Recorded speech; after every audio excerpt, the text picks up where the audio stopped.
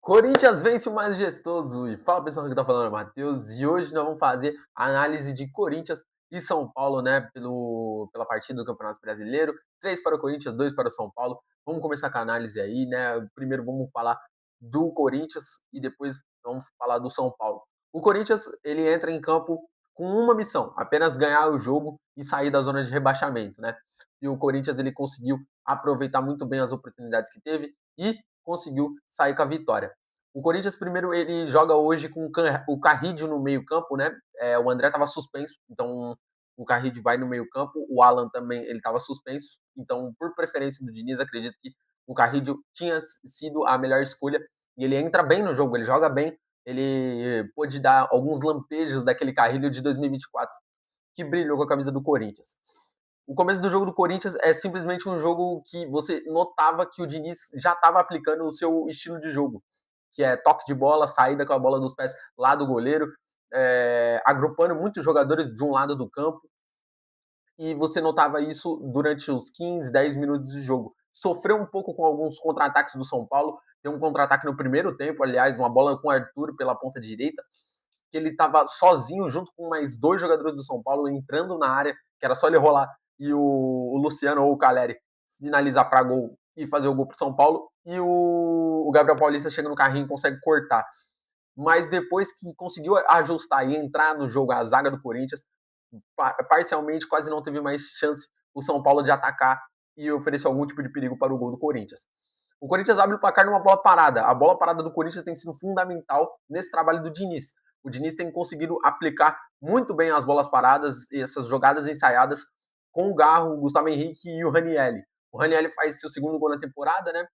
Um gol de cabeça aí com assistência do Garro. Falar do Garro depois também, depois de fazer a análise de ambos os times, vou falar do Garro, que o Garro tem sido fundamental nesse time do Diniz. O Diniz tem recuperado o Garro.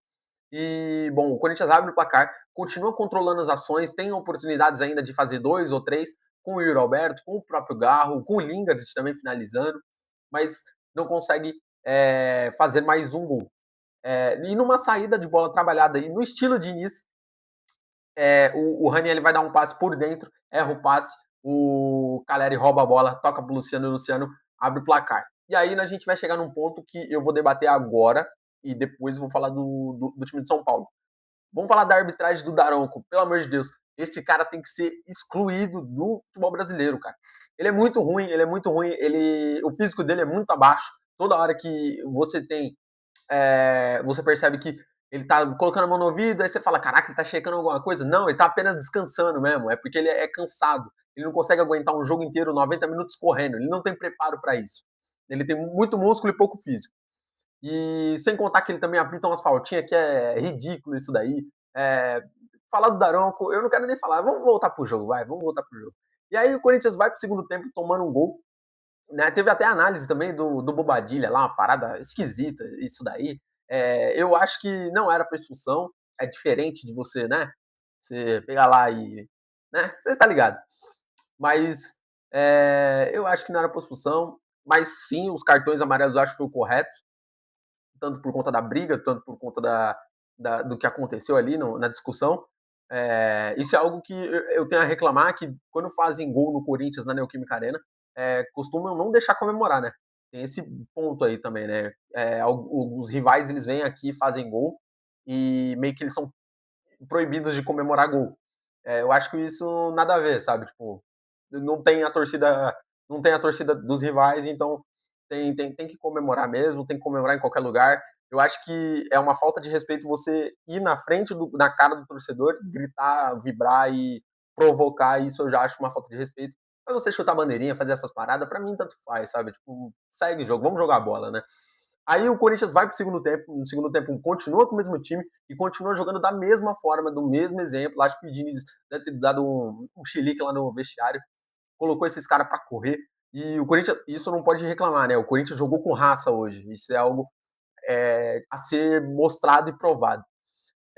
E já logo com 6 minutos de jogo, o Mateuzinho faz uma jogada pela direita, corta para dentro, deixa o Ferreirinha no chão, corta para fora, finaliza de perna direita e faz o 2-1, ampliando o placar para o Corinthians. Um golaço do Mateuzinho, que vem sido muito duramente criticado das suas atuações, vem sendo muito abaixo nos últimos jogos. Desde o jogo contra o Palmeiras, que ele tinha perdido a cabeça ali, ele vem tendo atuações muito baixas, mas desde a última assistência que ele deu na quarta-feira contra o Independente Santa Fé, ele recuperou seu futebol, pelo visto. Ou pelo menos são apenas alguns lampejos de uma boa partida, de um bom clássico. O Corinthians continua controlando as ações, você via que o São Paulo não ia oferecer nenhum tipo de perigo. O time do São Paulo estava muito exposto, deixaram o Garro e o Bidon jogar. Aliás, falar da partida do Bidon, hein? Que partida! Esse moleque, ele come o mental dos caras de uma maneira que eu não consigo explicar.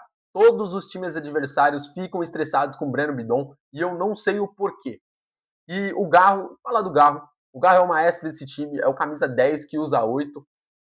Hoje ele incorporou o Sócrates, que jogou muita bola, deu mais uma assistência também, carrega pela esquerda, toca para trás, o Bidon domina, finaliza chapa com classe e faz o 3-1, né? E, bom, vamos falar um pouco mais do Garro, que é muito importante frisar esse ponto de que o Corinthians, em 2025, sofreu muito com a criação de jogadas. Você tinha que descer muito o Memphis de centroavante para jogar como meio-campista, porque você não tinha o Garro 100% e a todo momento ele se machucava, ou ele estava abaixo, o futebol dele estava um pouco sumido. E o Diniz fala muito sobre isso, de coragem para jogar. Eu acho que ele deu um pouco de coragem para o Garro, e o Garro tem conseguido desempenhar um bom futebol, igual desempenhou em 2024, que foi o melhor meio do Campeonato Brasileiro. Corinthians abre 3-1, controla as ações do São Paulo. O São Paulo tenta mexer, mas faz algumas mexidas ali que eu vou analisar a partir de agora, que eu não concordo, né? Eu acho que o Roger Machado mexeu muito mal. E no final do jogo ainda deu tempo do Mateuzinho fazer um gol contra. Coisa que, como eu falei, tem tido más atuações. Acho que pode ter sido muito por conta do clássico, de a torcida ter pegado muito no pé dele, e com razão. E o Mateuzinho faz o gol contra, mas não deu tempo do São Paulo empatar o jogo e finalizou por isso. Vamos falar do São Paulo agora. O São Paulo entra no clássico com uma formação muito esquisita, na minha opinião, porque você jogar com 4 caras na frente, jogando fora de casa, um majestoso contra o Corinthians, na Neoquímica Arena, sem sua torcida, eu acho muito esquisito. Você ir com o Ferreirinha, com o Arthur, com o Luciano e o Caleri na frente, e você deixar só 2 caras, sendo que o Corinthians joga sempre com 4 meio-campistas. Então o Corinthians dominou o meio-campo do São Paulo, praticamente. O São Paulo tem ações ofensivas muito boas durante 10, 15 minutos. Como eu falei no início, a jogada do Arthur, a jogada do Luciano, e de resto, é nulo. Os gols do São Paulo foram achados. Foi um erro de saída de bola do Ranieri e o gol contra do Mateuzinho. Então o São Paulo ele não teve nenhum tipo de criação em nenhum momento do jogo. No segundo tempo, o São Paulo foi muito apático. Um comentário do Cicinho que eu estava assistindo a transmissão foi de que o São Paulo é o time que não morde. Ele pressiona, mas só que não consegue roubar a bola. Eu não sei se isso é dos jogadores ou é algo treinado, se é algo do treinador, eu não sei. Mas eu sei que os torcedores são paulinos, eles odeiam o Roger Machado e eu concordo com eles porque é um péssimo técnico. Não tem porquê você contratar o Roger Machado em 2026 para você ser técnico da Série A. Ele não tem nenhum repertório. O maior título da carreira dele é um campeonato gaúcho. Então isso deixa muito claro o sentimento do torcedor são paulino. Voltando ao jogo, o São Paulo hoje entra com uma zaga que é ridícula, que não é para estar no time do São Paulo, que é Cedric, é Dória, é o Wendel. O Wendel entrou no segundo tempo, eu acho, né? É Enzo Dias. Gente, que pavor é esse time do São Paulo? É um time ridículo. É ridículo. Não vou falar que o time do Corinthians é maravilhoso, porque não é, não. Tem muita peça ruim. Eu acredito que o time do Corinthians tem um bom time, tem um bom 11 inicial. Mas o banco, pelo amor de Deus, é só carniça ruim. Mas o time do São Paulo é algo além disso, porque tem peças titulares.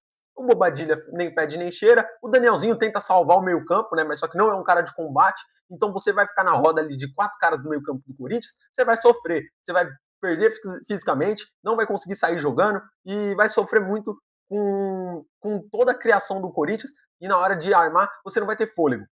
Então o São Paulo entrou muito mal e na hora, eu acho que era durante os 25, 30 minutos do jogo, o Roger Machado olha pro banco e fala assim, cara, tá 3-1 pro Corinthians, eu preciso mexer. Deixa eu pensar, acho que vou colocar o Luan mesmo. O Luan volante. Cara, qual é a brisa de você colocar o Luan num jogo desse?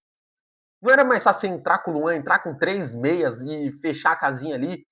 Você deixa lá o Caleri e o Luciano correndo, bota um ponta só, o Arthur, como tem salvado o cargo do Roger Machado durante todos esses jogos do São Paulo, e simplesmente entra dessa maneira e começa o jogo assim. Agora, com 30 do segundo tempo, você quer colocar o Luan, é brincadeira. É pra tirar o torcedor tirar o torcedor como besta.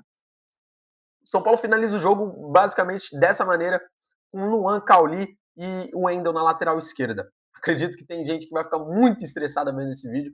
Os torcedores são paulinos, principalmente, né? Vão ficar muito estressados porque, cara, eu não sou São Paulino, vocês sabem disso, vocês que acompanham o canal, eu não sou São Paulino, mas eu tentei passar um pouco da angústia que os torcedores são paulinos têm sobre esse time do São Paulo.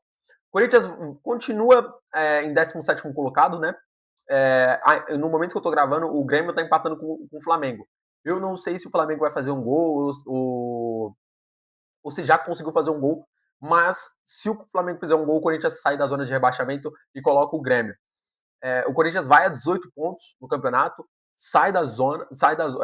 continua na zona de rebaixamento, como eu falei, mas ainda temos algumas expectativas de que o Diniz pode fazer um bom trabalho e dar uma boa continuação. O Diniz, que tem relevado muito o futebol do Corinthians, tem crescido muito, numa crescente absurda, muito mais do que o Dorival, como o Dorival tinha perdido o elenco basicamente naquele mês de março, né? Perdeu o elenco e tinha que ser demitido, não tinha mais clima para ele. Chega o Diniz vem e dá uma cara nova pro time do Corinthians. Você vê que os jogadores prestam muita atenção no que o Diniz fala e nas ideias que ele tem a propor, tá bom? E o time do São Paulo, o mais fácil a fazer é demitir o Roger Machado mais cedo, quanto antes, porque senão o São Paulo vai só decair no Campeonato Brasileiro, vai cair nas Copas, se não demitir o Roger Machado. Tem um jogo agora na quarta-feira, quarta ou quinta, eu não sei, eu peço perdão por não saber informar, mas o São Paulo tem um jogo muito importante lá em Caxias do Sul contra o Juventude, tá com um placar de 1-0 no agregado. Vamos ver quais serão os próximos capítulos do time do São Paulo e do time do Corinthians. Fechou? Muito obrigado a você que assistiu o vídeo, deixa o like, se inscreve no canal, compartilha para mais pessoas para poder divulgar o meu trabalho, né? E ficamos por aqui, beleza? Voltamos, acho que terça ou quarta-feira, com algum jogo da Copa do Brasil, beleza? Um grande abraço para você e falou!